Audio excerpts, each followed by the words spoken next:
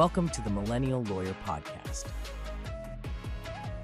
When insurance companies surveil injured people, what are they really trying to prove? The obvious answer is that the allegation that's being made is incorrect, or that the injuries are not real, that they're feigning that injury. But that can also, that there's also the risk that you can prove that injury is real.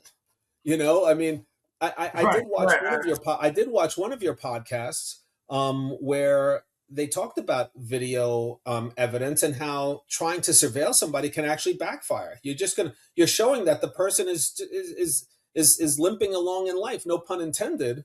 Just because you have a knee injury or a shoulder injury doesn't mean you're not allowed to mow your lawn. You may just be doing it in pain. And if you're a good litigator, you can communicate that to a jury, and say, listen, you're basically saying this person was mowing their lawn. They shouldn't be able to mow their lawn, but now you're victimizing this person twice by telling him that him or her that they have to hire somebody to do it.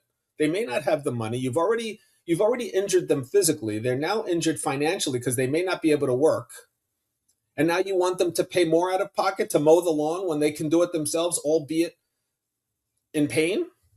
So right. I think that insurance companies, I don't know. First thing that comes to mind is Rainmaker. Of course, you think about them and you're like, oh my goodness, do they really want to help you, or are they trying to keep the money in their pockets and in their treasury? I think what they're trying to prove is somebody else is lying. I think they're trying to just, prevent themselves from having to pay something out. I mean, you would know better than I do, because I'm sure you deal with them as a plaintiff-based litigator. You're on the side of people who are, and I work with a lot of plaintiffs. They want to help themselves. You're not going after the defendant. They want to help. They're willing to participate, sometimes overly participate, but they want to help their case along. So the insurance companies are not that. They're not altruists. That's for sure. How can a private investigator, though, actually protect an injured person instead of exposing them? I always advise lawyers, plaintiffs, whoever I deal with, be aware that we are all being filmed somewhere. Right. That's the first thing. And you can take what you want from that. That's pretty self-explanatory. And second, I will not break the law for anybody. I've seen how people live in prison and jail, and I will not be one of those people. Period. So I tell people, be aware that you are being watched, or possibly will be watched.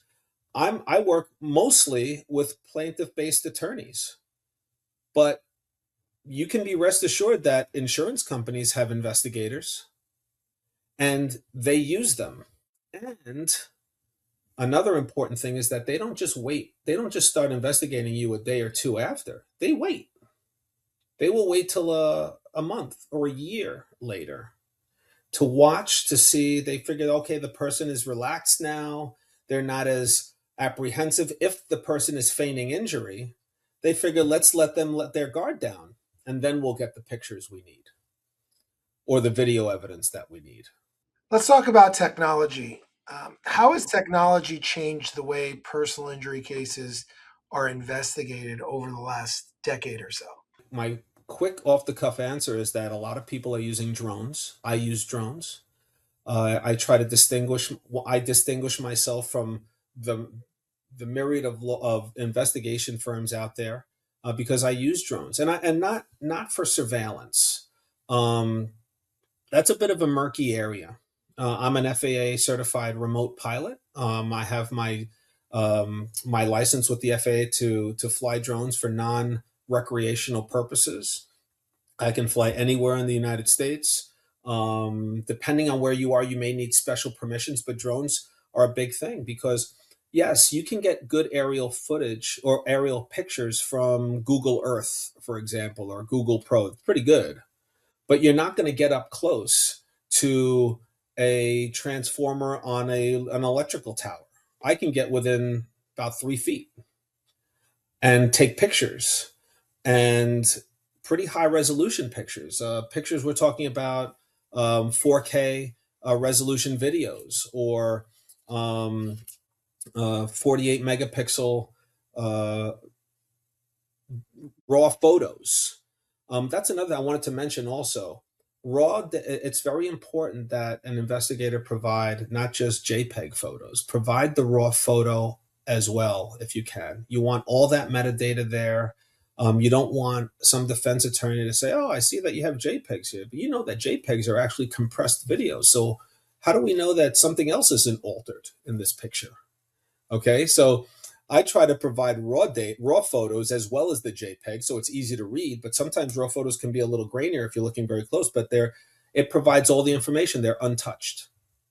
Um, Technology. Well, we talked about before about video surveillance being pretty ubiquitous. Cameras everywhere. It's not like it was before, and even more so than 10 years ago. Everybody that sometimes people see an accident, the minute they pick up they see it, they pick up their phone, they have a speed button to get their video going. And if you're lucky and you know who, there are people around, it's very likely that somebody captured it on video. Sometimes they'll capture a piece of the video or the beginning of a video before what you may have from another witness. And then you can kind of stitch those things together and develop your narrative. That's what I try to do. I try to find as much information as I can. I make a recommendation based on the new tools we have, not just digital photo, online resources. I mean, let's face it, this is not like Columbo or Simon and Simon or whatever new. I'm dating myself a little bit with all these, these private investigators. But everybody has a long trench coat and they're gumshoeing all over the place. A lot of what you not mostly, but a lot of what you do is looking on the computer. Sometimes trying to find where a person may have, where a person may be, or where they may have been. Sometimes you have to try to find out where they used to live, find out who their landlord is, and then and try to get information that way. There's a lot more information available. Um, Social media.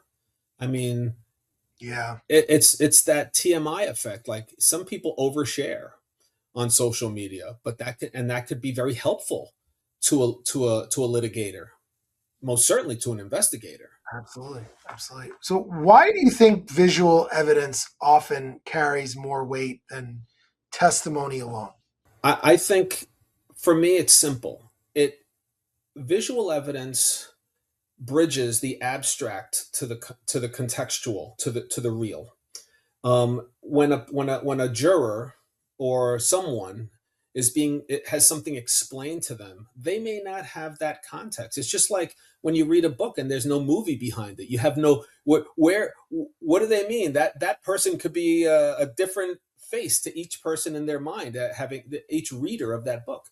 When you explain something to somebody, they're listening to it, but they may not really understand the context, or to use an analogy. Imagine taking a picture of something with no scale. Sometimes you need to take 10 pictures of something, maybe something close up, then a larger, then pan out wider, and pan out wider, and provide some kind of measurement tool so that they can understand the scale. Without without a without a, a visual, most people, or I don't know if it's most, I'm not a scientist, but a lot of people are visual people. It helps to see what somebody's talking about. And that, I think visuals, digital photography, digital videos help bridge that gap. And just to put a bigger picture on that, one of the reasons why I use drones, I'll take a picture, an aerial view pointing down a 90-degree angle, what's known as a nadir view, because it also provides another bit of context. And if the litigator can explain that, or sometimes the litigator may need me to explain it to somebody, then they take that abstract um, interpretation away, and they could provide some context and some visual, concrete um, photography to the point. What makes a relationship between an attorney and a private investigator truly effective? Well, I don't think, I know you need Because to.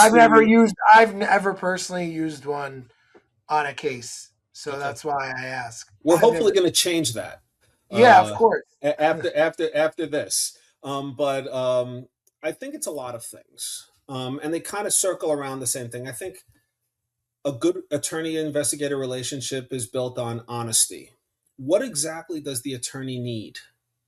Um, what what is the attorney's objectives? What is their mission statement for that case? Okay. And also, I think the management of expectations. There are things that I may ask of an attorney. I said, well, why can't we just do this? I saw that on Law and Order the other day. Why can't you do it? Because that's not the way it's done. Cases are not solved in an hour, and you don't just walk up to the judge's to the judge's bench and ask a question. You ask permission. These are things that you see in TV that are not real in reality. But I think they're built on honesty and transparency. What is it that the attorney needs to get done? And hopefully you get an investigator who's honest with you and says, this is what I can do for you. Manage those expectations, create a list of objectives, but also try to measure the outcomes of those objectives. This is true of any relationship, I think, not just attorney investigator, but it could be any relationship, but an employee employer relationship. But it's important to understand what the goals are, and sometimes just kind of understand whose expertise is whose. We talked about that earlier. I'm not going to pretend to understand the legal process as well as you would, and you would hopefully leave it to me to understand the investigative process, how to gather evidence, how to present that evidence to the attorney, and then we can collaborate and make recommendations to each other on how you may need me to move forward in a different way, or what I may think another different a different avenue you may be able to take in your litigation, or something else may come up that as a result of my investigation, and we can sift through some of the raw data together if I think it's relevant to you. So I think it's very important. I think it's also important. I know there's always a question of, should I have an attorney an investigator on retainer? And not to sound self-serving, but I think yes, or at least somebody that you can call that will respond. Now, the positive sides of having an investigator on retainer is that you're guaranteeing they're going to respond to you. You know, rather than just calling somebody up and saying, "Listen, I need somebody to go within the next 24 hours." An investigator on retainer is going to respond a lot more quickly than someone who may not be on that retainer but is on someone else's job or retainer. I think it's important. It's basically an insurance policy. It's a guarantee that you're going to get somebody to respond in a more expeditious way, and um, and provide that critical information. That, because it's not just about taking a case. Sometimes, and you know this better than most people. Sometimes you have to send out a rejection letter and say there is no case. Many times. Many times. We would all love to have business, but um, you can't always take that case. It may be a losing case, or there may be no case at all, and you have to also manage your resources. Yeah, and that's exactly why we take cases subject to investigations. And that's right in the retainer. So, Chris, I really want to thank you for being here today. Thank This, you. this conversation really shows that personal injury cases aren't just medical cases, they're investigative cases, and evidence disappears and narratives harden. And once that window closes, you just don't get it back. So, Chris, thank you for walking us through how private investigations actually work in personal injury cases. And we hope to be working together with you soon on many cases. Absolutely. Is it all right if I tell you what my website is? So in case anybody Absolutely. wants to take a Let look. the audience know. All right. Well, my business is called Semper Blue Consulting Group. Semper is the Latin word for always, always blue. That could mean however you decide to interpret it.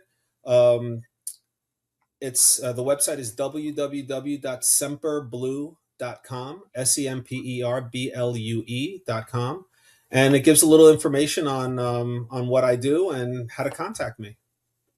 Well, that's great. Well, thank you so much, Chris. And if our viewers are ever in the need for a private investigator, please give Chris a call. Thank you so much. I appreciate that. Thanks a lot, Mark. Thanks for watching. Be sure to hit that like and subscribe button and leave us a review in the comments.